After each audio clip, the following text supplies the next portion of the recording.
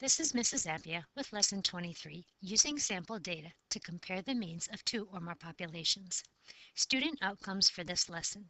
Students use data from random samples to draw informal inferences about the difference in population means. Statistics is about making decisions concerning populations. In many settings, this involves deciding whether two population means are similar or different. More formal procedures are presented at the high school level and beyond. This lesson builds on the previous lesson to present an informal, inferential procedure. The bottom line is that if two sample means are separated by at least 2 MADs, then it is reasonable to conclude that there is a difference between the two corresponding population means. Recall that in Lesson 21, a difference between two sample means was called meaningful if it is greater than what would have been expected just due to sampling variability. This is an indication that the corresponding population means are not equal. In the previous lesson, students calculated how many MADs separated two sample means. This lesson extends that procedure to informal inference by introducing a way to decide if the two sample means are different enough to be confident in deciding that the population means differ. Pause the video and copy the essential question. What can you imply when two sample means are separated by at least 2 MADs? Example 1, texting. With texting becoming so popular, Linda wanted to determine if middle school students memorize real words more or less easily than fake words. For example, real words are food, car, study, swim, whereas fake words are steak, fanwa, conquer, tinspoon. She randomly selected 28 students from all middle school students in her district and gave half of them a list of 20 real words and the other half a list of 20 fake words. How do you think Linda might have randomly selected 28 students from all middle school students in her district? First, she will need to get a list of all middle school students in the district. Then she could either use a random number table, use a website to generate random numbers, and then use the numbers to select the student names, or put all the names in a bag and draw names. B. Why do you think Linda selected students for her study randomly? Explain.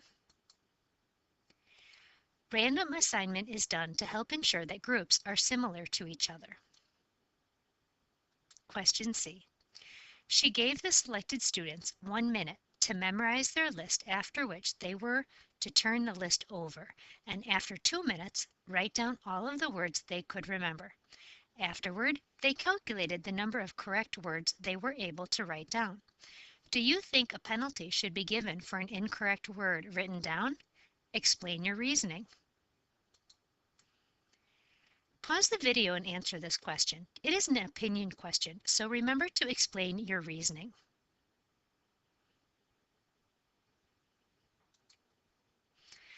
Exercises 1 through 4. Suppose the data, which is the number of correct words recalled, she collected were as follows. For the students given the real word list, 8, 11, 12, etc. This is how many words the people recalled.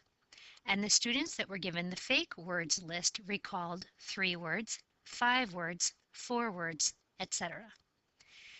On the same scale, draw dot plots for the two data sets. So notice that our lowest number is 1 and our greatest number is 14. So number our dot plot 1 through 14. Then go ahead and place your dots on the dot plot. Pause the video, complete the task, and then check your answers.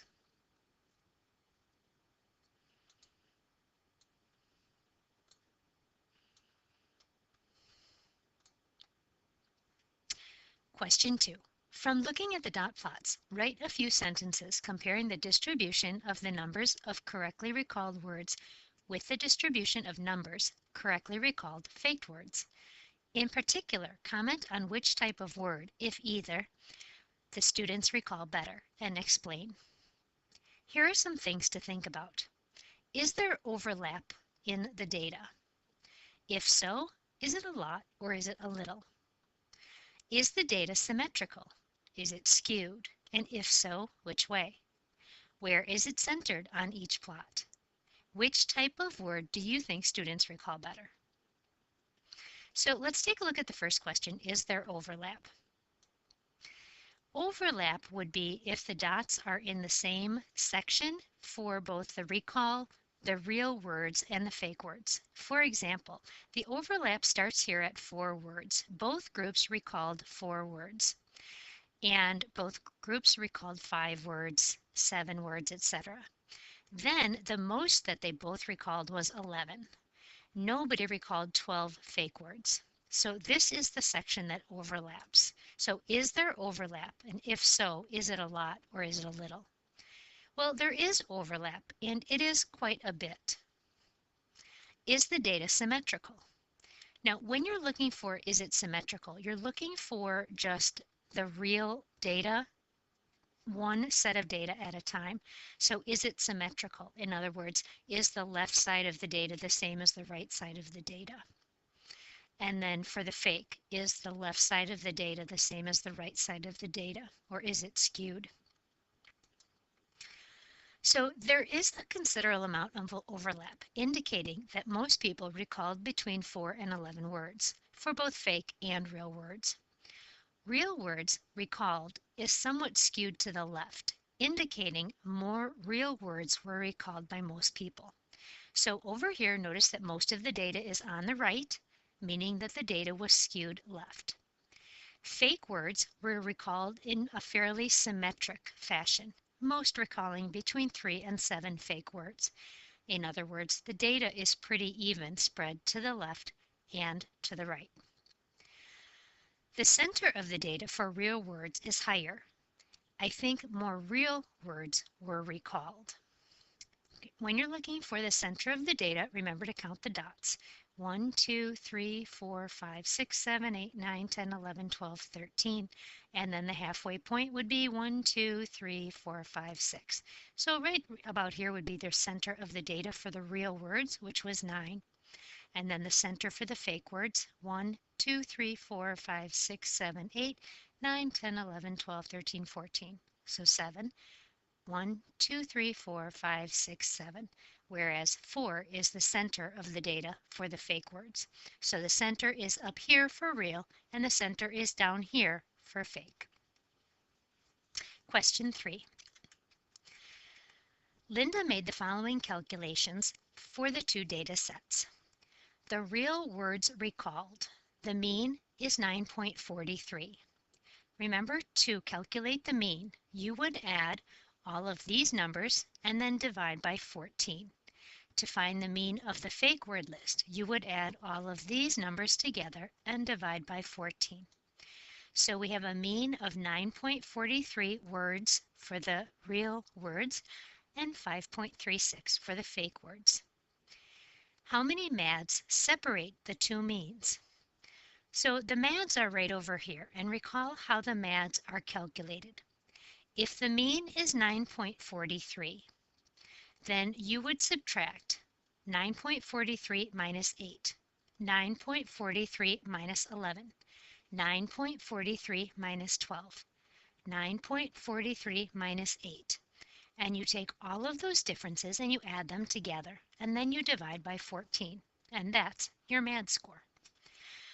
So we have a MAD score for real and a MAD score for fake. And we want to know how many MADs separate the means. That is a division problem. That is the difference in the means divided by the larger of the 2 MADs. The difference in the means is a subtraction problem. 9.43 minus 5.36. The larger of the 2 MADs is 2.29. The difference is 4.07 divided by 2.29. And so how many MADs separate the means is 1.78 MADs separate the means. In the last lesson, our work suggested that if the number of MADs that separate the two sample means is 2 or more, then it is reasonable to conclude that not only do the means differ in the samples, but the means differ in the populations as well. If the number of MADs is less than 2, then you can conclude that the difference in the sample means might just be sampling variability, and that there may be not a meaningful difference in the population means. Using these criteria, what can Linda conclude about the difference in population means based on the sample data that she collected? Be sure to express your conclusion in the context of this problem.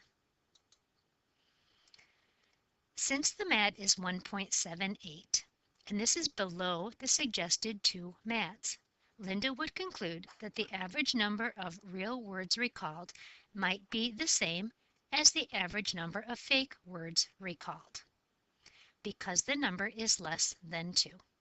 If the number is more than 2, then you would conclude that there's a meaningful difference between the population and that the number of real words recalled is more than the number of fake words recalled.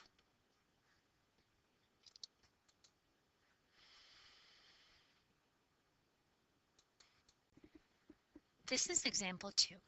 Ken, an 8th grade student, was interested in doing a statistics study involving 6th grade and 11th grade students in his school district.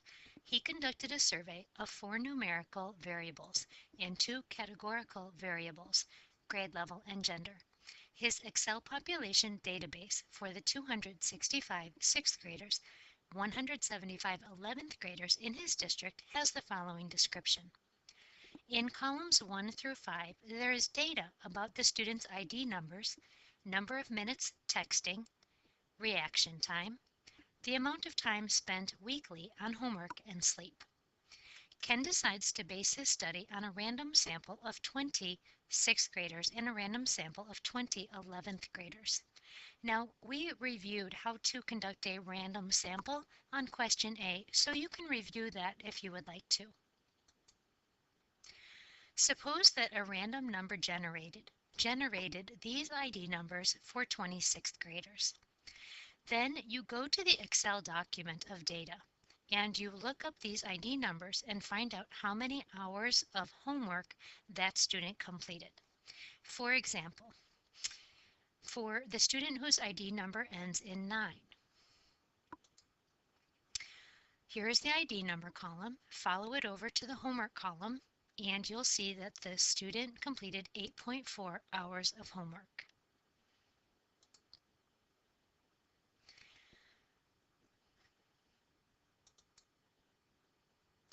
Pause the video and write down for each student how many hours of homework they completed. So here's what our data looks like for the 6th graders. There are their ID numbers in order, and here is their set of data. Now, I've given you a separate piece of paper with their data written down on them, and we'll use that paper to continue and make their dot plots. Question C. On the same scale, draw a dot plot for the 2 sample data sets. So up here is our data for our 6th grader, and then here is the line for the 6th grader and the line for the 11th graders. Our first set of data, 8.4 and 7.2. Here is 7.2, and here's the dot for that student, and then here is 8.4 hours. Then your next one would be 9.2. So you follow it over to 9.2, follow it up to the 6th grade line and put the dot. Pause the video and complete the dot plot for the 6th graders and the 11th graders. Put the 6th grade data on the first line and the 11th grade data on the second line. Resume the video when you are ready. This is what your dot plot should look like. Here are your dots for the 6th graders, and here are your dots for the 11th graders. Question D. From looking at the dot plots, list some observations comparing the number of hours per week that 6th graders spend on doing homework and the number of hours per week that 11th graders spend on doing homework. Think about these things. Is there overlap? If so, a lot or little. Is the data symmetrical? Skewed? If so, which way? Where is it centered on each plot? Hours spent on homework for each grade. There is some overlap. The sixth grade distribution may be slightly skewed to the left, indicating a higher amount of sixth graders work longer on their homework than other sixth graders. The 11th grade distribution is fairly symmetric. The mean number of homework hours for sixth graders is about 7 hours, right about here. And the mean hours for 11th grader is around 10 hours, more around here. And both of those are based on the center of data. And then again, when we're talking about overlap, remember that we were talking about numbers that are in common on both of the dot plots, such as here. That would be considered the overlap. Question E. Calculate the mean and MAD for each of the data sets. How many MADs separate the two sample means? Use the larger MAD to make this calculation if the sample MADs are not the same. You'll want to use the data set from B rather than from the dot plot. The numbers are easier to read here than they are from the dot plot. So the first thing that we want to do is to calculate the mean. So we're going to add up all of those numbers spent on homework and then divide by how many data points there are. And then we'll do the same thing for the 11th grade. And we'll do that for their data on homework, not their ID numbers.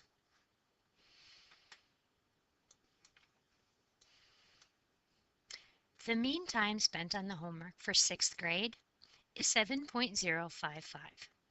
The mean time spent on homework for 11th grade is slightly higher, 10.32 hours per week. Then it says to calculate the MAD for each data set. To calculate the MAD, remember to find the distance each number is from the mean. We'll use our other paper to calculate the MAD. To calculate the MAD, remember to subtract 7.055 from each number. Here, 8.4 minus 7.055 is 1.345. 7.2 minus 7.055 is 0.145. 9.2 minus 7.055 is 2.145. Pause the video and continue finding the distance each number is from the mean. Once you've got that step complete, the next thing you want to do is add together all of those distance and then divide by how many numbers there are in the data set. The sum is 25.48. Divided by 20 numbers in the data set is 1.274. So our first answer, our first MAD, is 1.274. Then we'll repeat the process for the 11th grade. This time we'll be subtracting 10.32 from each number of hours. So 9.5 hours minus 10.32 is 0.82. 9.8 hours minus 10.32 is 0.52 hours. Pause the video and find the distance each number of hours is from the mean of 10.32. Then add those numbers together and divide by 20 to find the MAD.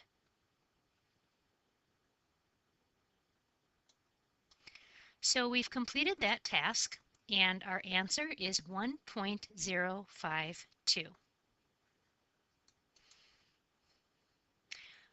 We calculated the mean for the 6th grade and the 7th and the 11th grade. Then we calculated the MAD for each grade. Next, how many MADs separate the means? Remember that that is a division problem. It's the difference in means, so you're going to subtract the means, Then you're going to divide by the larger mean, and the larger mean is 10.32. And this is going to give you how many mads separate the mean. We subtract, and we get 3.265. The larger of the two means, 1.274. Do the division, and the answer is 2.56. So the question was, how many mads separate the means? And the answer is 2.56 mads separate the means. Ken recalled Linda suggesting that if the number of mads is greater than or equal to 2, then it would be reasonable to think that the population of all 6th grade students in the district and the population of all 11th grade students in his district have different means. What should Ken conclude based on his homework study? Since 2.56 is greater than 2, it is reasonable to conclude that the average 11th graders spend more time doing their homework per week than do 6th graders. Just a reminder and a study tip. If the number of mads that separate the two means was less than 2, you can assume there is not a meaningful difference and that the 6th and 11th graders spend an average of the same amount of time on homework. In this lesson, you have learned to determine if the mean value of some numerical variable differs for two populations. Take random samples from each population. It is very important that the samples be random samples. If the number of mads that separate the two sample means is 2 or more, then it is reasonable to think that the populations have different means. Otherwise, the population means are considered to be the same.